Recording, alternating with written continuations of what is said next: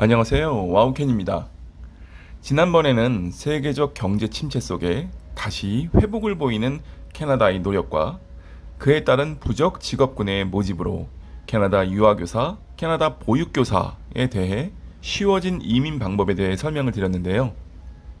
오늘은 두 번째 시간으로 캐나다 간호조무사에 대한 모집 및 취업 후 이민 방법에 대한 이야기를 할까 합니다. 여러 번 말씀드리고 강조드리지만 캐나다는 대한민국의 100배 이상의 면적을 보유한 나라지만 인구는 3,800만 정도로 대한민국의 인구보다 훨씬 적죠.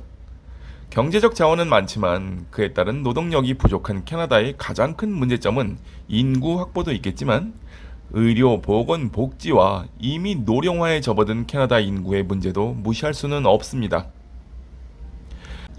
캐나다 헬스케어 임시이민법은 기존에 운영이 되고 있었는데 이는 캐나다에서 1년 이상의 학과 졸업 후 받은 정식 라이센스로 일반 가정에서 2년 이상 근무를 하면 IELTS 제너럴 5.0 이상만 받아도 나이와 관계없이 이민이 가능하다는 내용이었습니다.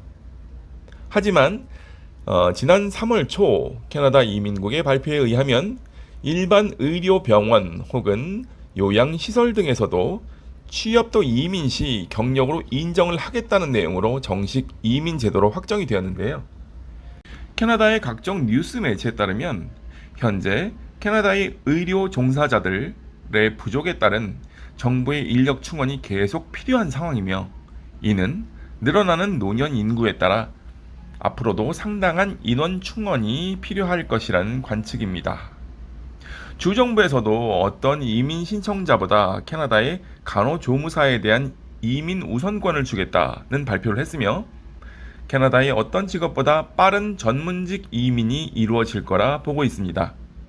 물론 캐나다에서의 교육 후 취업이라는 내용은 변함이 없지만 일반 가정에서의 취업 경력이 아닌 일반 병원과 요양시설 등에서의 경력도 이민에 포함이 된다는 파격적인 발표와 함께 1년 근무 경력만 있어도 이민이 될 수 있는 가장 큰 이점을 가지게 되었습니다.